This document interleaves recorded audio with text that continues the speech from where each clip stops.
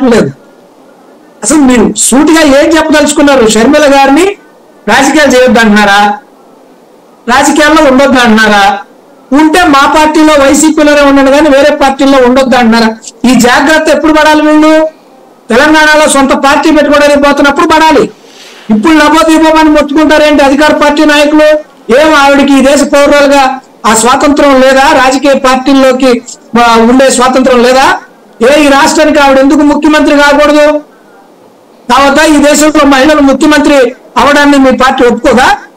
ఎందుకు కాకూడదు? షర్మిల గారు ముఖ్యమంత్రి, ఆవిడకి ఏం తక్కువ? జగన్మోహన్ రెడ్డి గారు రాజశేఖర్ రెడ్డి బిడ్డ ఎట్లనో షర్మిల గారు రాజశేఖర్ రెడ్డి బిడ్డే.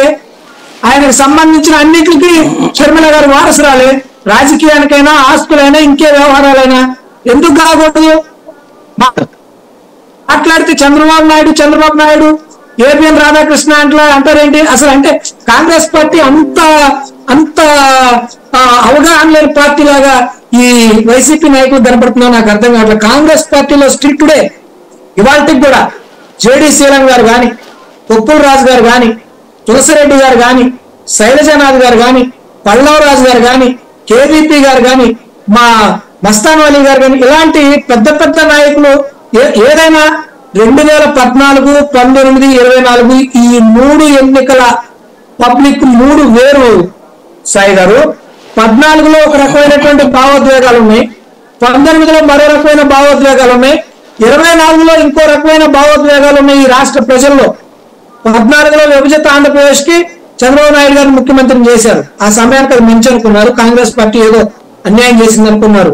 ఎందుకంటే ఆనాడు ప్రతిపక్ష నేతగా ఉన్నటువంటి జగన్మోహన్ రెడ్డి గారు కాంగ్రెస్ పార్టీ మీద వాళ్ళు చెప్పాల్సింది చెప్పుకున్నారు. వాళ్ళ మీడియాను వాడుకున్నారు, ధనాన్ని వాడుకున్నారు, ఇంకేదైనా వాడుకున్నారు. 19కి అతను ముఖ్యమంత్రిని చేశారు. రాగానే ఆయన ఏం చేశాడు? అమరావతి ఏం చేసిందండి వాళ్ళకి అన్యాయం? రాజధాని ప్రాంతంలో జగన్మోహన్ రెడ్డి గారికి ఏం అన్యాయం చేసింది? ఇక్కడ గెలిపించిందా లేదా వైసీపీని? అధికారంలోకి ఎమ్మెల్యే గెలిచారా లేరా? మంగళగిరిలో ఎమ్మెల్యే గెలిచారా లేరా? ఈ ప్రాంత ప్రజలు వైసీపీకి ఏం అన్యాయం చేయలేదే. రావటమే ప్రజా దర్బార్ మీద పడ్డావు, వెళ్ళి పడేసావు, కూల్చావు, ఓకే. మిగిలిన కరకట్ట మీద ఉన్నటువంటి అక్రమ కట్టడాలు తీయాలన్నావు, మిగిలిన ఏమైనా కదిలించగలిగారా? మీరే ఆలోచించుకోవాలి. రైట్, మ్యూట్ అయింది చూడండి ఒకసారి.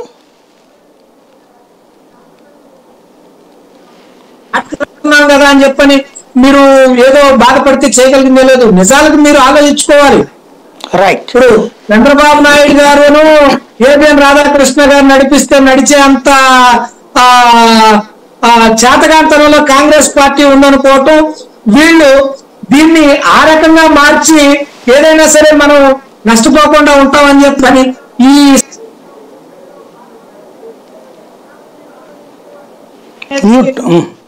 చెప్పడం అనేది చాలా దూరం. ఇంకోటి, కుటుంబాన్ని చీల్చింది ఎవరు చీలుస్తారండి? కుటుంబాన్ని ఇవాళ అంత తెలివి తక్కువ ప్రజలు ఉన్నారా ఈ రాష్ట్రంలో? కుటుంబాలను ఎవరు జీవిస్తున్నారు? ఏం జరుగుతుందో ఇప్పుడు ఏదైనా కూడా అండి, ఒక సందర్భం వచ్చింది. సందర్భం వచ్చినప్పుడు జగన్మోహన్ రెడ్డి స్పందించాలి. ఆయన స్పందించడం